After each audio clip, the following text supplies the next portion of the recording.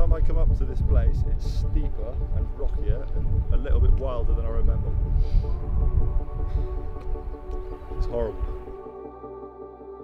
This is literally the first thing on the ridge, and it's just so intimidating to test because there's absolutely nowhere else to go except down the very knife edge of the rock, pretty much to the whole way to the bottom. That is dragging back the rock. You've got inches either side to play with. It's just,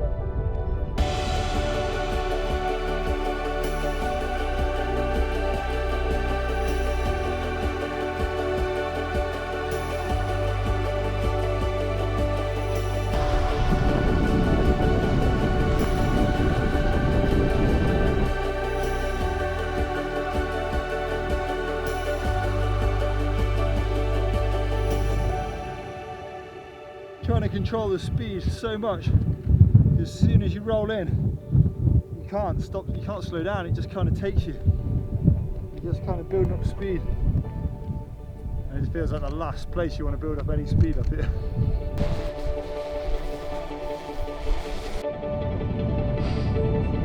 Dropping it.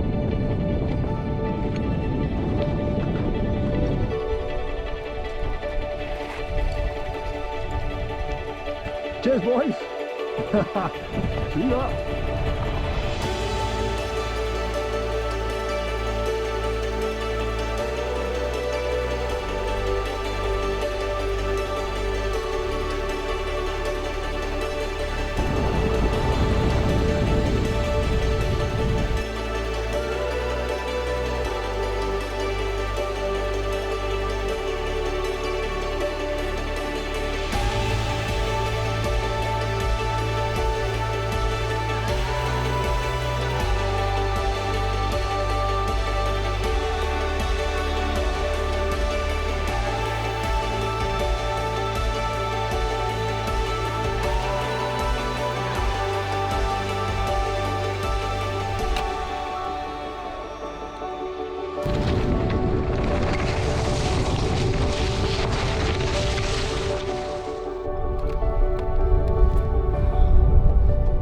How are you going to shoot this? How the hell are you going to ride this? Who's got the harder job? And as you come off this end bit, you've got so much speed and you've got a split second to decide whether you've got enough speed to control it and hit that drop, or throw left and just try and survive the run out. But both horrific options.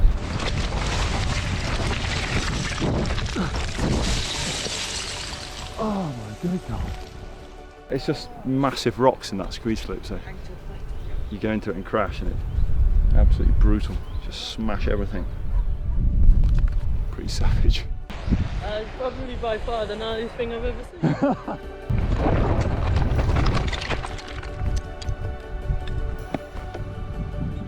seen. My God.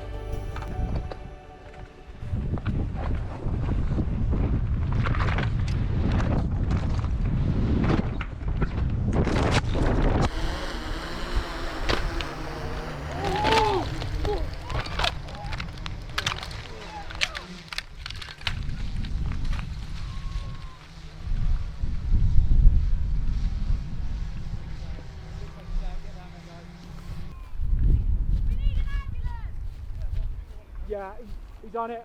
Have you got that wee 3 words? Yeah. You got that? Yeah, I've got it, yeah. That? I'll get it here.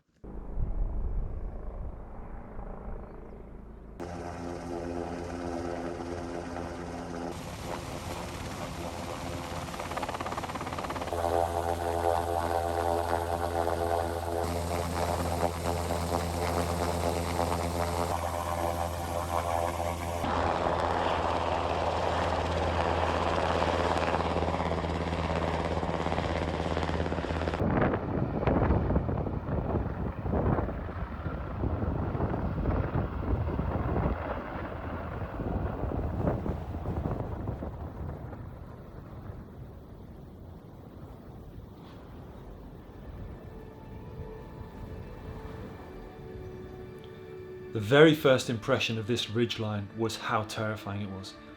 Every time I drove past it, every time we walked past it, we were aware of how intimidating it was.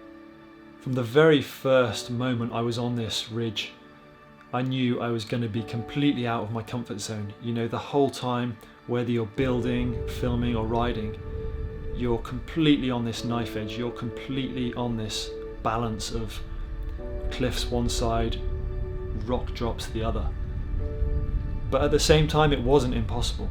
You know, we managed to create this line down this ridge that was rideable, and we worked our way down and rode the entire line several times. And even on the section I crashed on, I'd done it before and I'd ridden it the first time clean. So this line was impossible, this line was hard, but at the same time it was doable. The problem with riding a line where you're so on the edge of what you can do is the risk of it going wrong is massive, and in this case it did go wrong. I made a small mistake, it was completely my fault, and I have to take the consequences. It's important for me to show these edits in a very real light and show exactly what happens from the start to the build to the filming to the final rundown. And we could have put this edit together with just the riding. We could have put together a run from top to bottom of me getting down it, but that wasn't what happened. I wanted to show the crash, and I wanted to show just what went wrong. The danger with pushing yourself to the very limit of what you can do is that these things can go wrong, and they go wrong spectacularly. This crash did beat me up and these injuries were bad, but going in I knew the risks and I don't regret that. The reason I'm okay and I have walked away from this one is because of the air ambulance crew, it's because of the Coast Guard crew, all the surgeons at Stoke Hospital, all the NHS staff. Those guys pieced me back together in an incredible way, better than I ever thought they could. So I have to say a massive thank you to those guys. Going into this project, I had 100% confidence in not just myself, but in the crew and in my bike. And that gives you that knowledge that you can do this. It gives you that confidence that you've got this.